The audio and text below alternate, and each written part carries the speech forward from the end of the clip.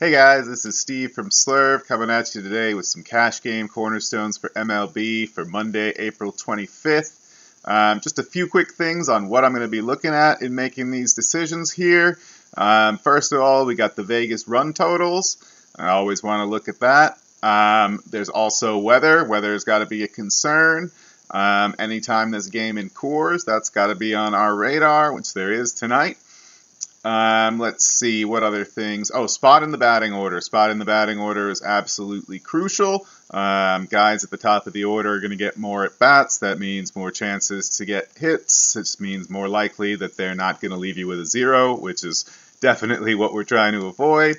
And then there's also batter versus pitcher, BVP, to consider. So BVP, I'm probably a little odd in that I don't have definite strong feelings one way or another on BVP. I don't believe that some batters just have some pitchers' numbers or something vague, narrative, streety like that. But I do think that there are probably some hidden stats involved there, that things that we're not measuring, that, you know, in pitch types, something like that, that some batters are better at, that some pitchers throw a lot. The question to me is at what point, how much data does it take for it to be significant? I'm not really sure. Some guys have a lot of at-bats against the pitcher, and you can kind of hang your hat on that. Otherwise, I tend to use it more as a tiebreaker, especially in cash games. In tournaments, you know, maybe I'll take a shot on some guys just because they have a good history versus a pitcher, even if other factors aren't in their favor. But generally, for cash games, I think of BVP more as a tiebreaker than anything. So on to the slate. Cash games, we don't want to take a lot of risks with our pitchers. Pay up for the safe guys. Tonight, I think it's just Mad Bum or Thor, Noah Syndergaard. One of those two guys has definitely got to be in your cash lineup. I personally am trying to get both in there. It does mean some sacrifice on the bats, and DraftKings actually has Coors priced correctly, so it's going to be a little harder there. On FanDuel, it's easy. One of those two guys, they're only 400 apart. That's kind of going to be on your preference as to who you think it's going to be. I think if I had to choose, I'd go with Syndergaard, but that's just me. Other guys you might consider to try and save a little money. Taijuan Walker. I really actually like Jordan Zimmerman versus Oakland. He's cheap. He's done well.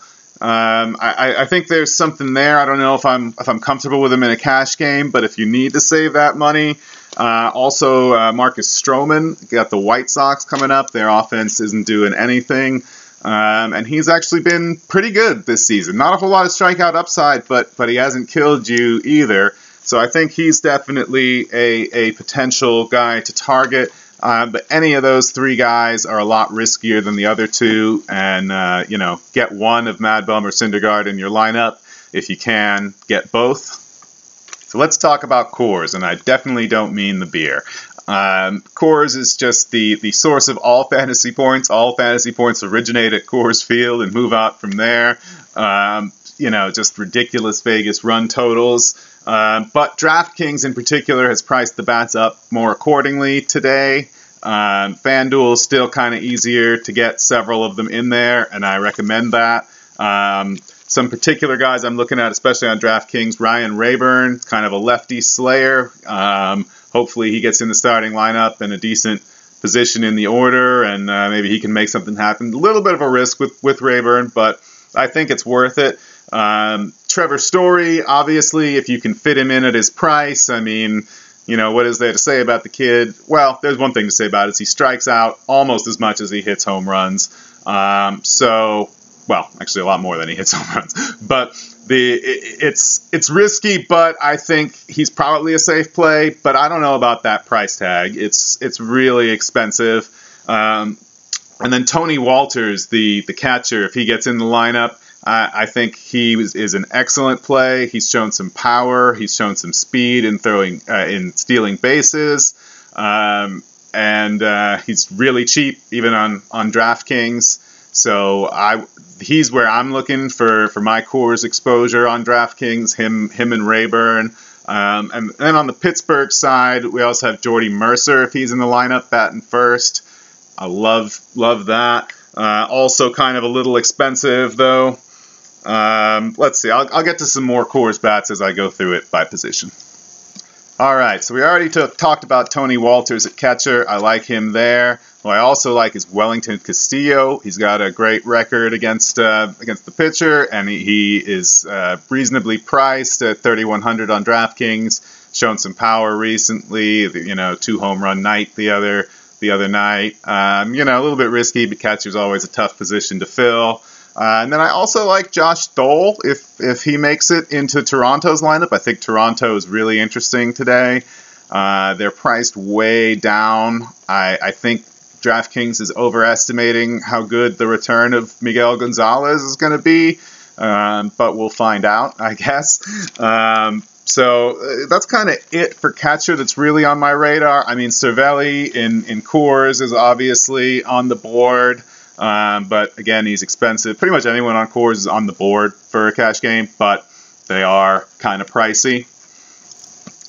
First base tonight isn't as packed with guys that I love as it usually is. There's always Mark Reynolds to consider in Coors if he gets the start, but he's kind of expensive and kind of not very good at baseball. I prefer not to put guys that aren't that good at the game in my lineup for cash games anyway.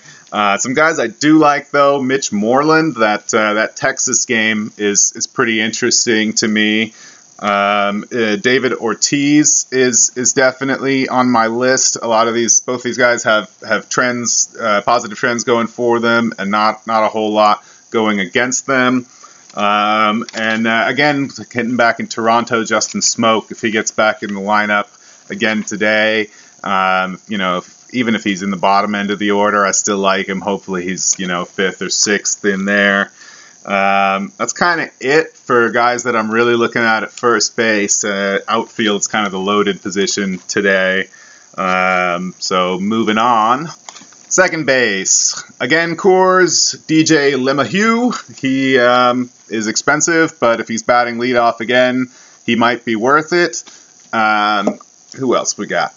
Brandon Drury is still ridiculously cheap on DraftKings and pretty cheap on FanDuel. He could also be at third base, but there are third basemen I like better. Second base, I think he's my guy for today, batting second, done well lately. And then also Pedroia has been really hot lately, Dustin Pedroia. And I think that Red Sox game is nice. They have a pretty decent Vegas total. And let's back to Toronto with Darwin Barney if he makes the lineup. I kind of doubt that he will, but he's been hitting really hot, which is why I'm interested in him in the first place. Plus, Darwin Barney, what a name. But he's been doing really well. I'd be iffy on him for cash games, but he is dirt cheap and part of that Toronto team that's supposed to score a lot of runs today. And he's been hitting hot, so we'll see with that. Third base for me in cash games, the only 2 names I wrote down here. And that is Arenado, because he's actually not that expensive for what the game is, and he's against the lefty in Coors, and he's Nolan Arenado. He's just really, really good at the game. And then also Josh Donaldson. He kind of let us down yesterday. Not really. He still had a nice game, but his bobblehead day was yesterday, and we were just all hoping for him to hit a homer. He did not, but his price is still pretty decent, and he's still top of the order in this hot hitting, high scoring Toronto team. I think I like him a little bit better than Arenado. Arenado's a little more expensive, but really, those are the guys I'm looking at third base. Shortstop, I already mentioned, can't even remember his name now. Oh, Story, of course. I already mentioned Story and Mercer. They are both high on my list. If you got the cash to fit them in there, they're great. But also Tulowitzki, not in Colorado anymore, but still a part of this Toronto team. He is just really cheap on DraftKings, not bad on FanDuel either. DraftKings has these Toronto batters priced way down, and I love it. So that's pretty exciting to me. Also, Francisco Lindor, he's just really good, and he's been playing really well, and he's got a decent matchup, some nice things going for him today. Those are the guys I like at short. Obviously, your safest options are to get the Coors Field guys in there, but personally, I'm leaning towards Tulo at this moment. We'll see how that changes throughout the day. Come to the Slurve chat and check it out with me. Outfield. All right, we got an embarrassment of riches in outfield today. Already mentioned Ryan Rayburn. Love him as a play from Coors. Back to Toronto. Whoever is starting and batting high in the order out of Saunders and Carrera. Hopefully it's Carrera because he is like 2,400 on DraftKings, like silly cheap. Hit a home run yesterday. He's been doing well. Slight risk there, but I mean, not really if he's batting first for Toronto. I think he's as close to a must play as you can get at that price if he's that spot in the order. Saunders a bit more expensive, but still exciting if he's number one in that order. Nomar Mazara, I love that guy. Got him on my season-long team. Picked him up right away as soon as he got called up. He's been doing well. I like this Texas game. Weather is favorable for it. Let's see. Oh yeah, back to Colorado. Brandon Barnes got the leadoff. It was either yesterday or the day before. If he's getting that spot again, or anywhere, if he's anywhere in the top 5, I'm interested in Brandon Barnes. His price is good. At the bottom of the order, I'm probably still interested in Coors, but there are other guys that I might be interested in more.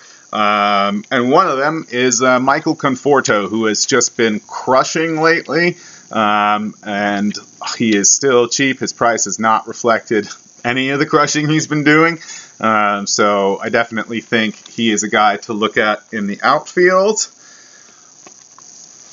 Okay, last up, got some BVP specials for you guys that are into that. These are guys that have just absolutely slain the pitchers that they're going up against. We got an odd one that if he makes the lineup today, Jeff Francoeur has just destroyed Porcello throughout his career. Really good weighted on-base average for him. Lorenzo Cain has killed Garrett Richards, only a few at-bats, but in those few at-bats, he has 2 home runs. And a little bit more risk to these guys, but I think the upside is there. So maybe, if you are considering it or if they fit in the salary-wise, I think that they could be strong plays. Hunter Pence and Buster Posey, I was just blown away by this one. They have slain Drew Pomeranz. I mean, just destroyed him. Both under 10 at-bats, both have 2 home runs. I don't know exactly what to think about it, but it's definitely something worth thinking about.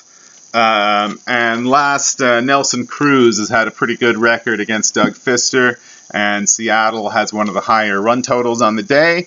So it's another guy that I'm interested in based on BVP. So that wraps up Cash Game Cornerstones for Monday, April 25th. Hope you've enjoyed this video, and I hope the info brings you a lot of money. Come on down to the Slurve chat room, sign up. It's free to chat with me, talk out your lineups. I'll be there talking out mine, figuring stuff out as lineups come up, checking on the weather. I'll give you guys any updates on what I've said in this video. And come check it out tomorrow. We'll have another edition for you. And thanks again. This is Steve Repsold with Slurve.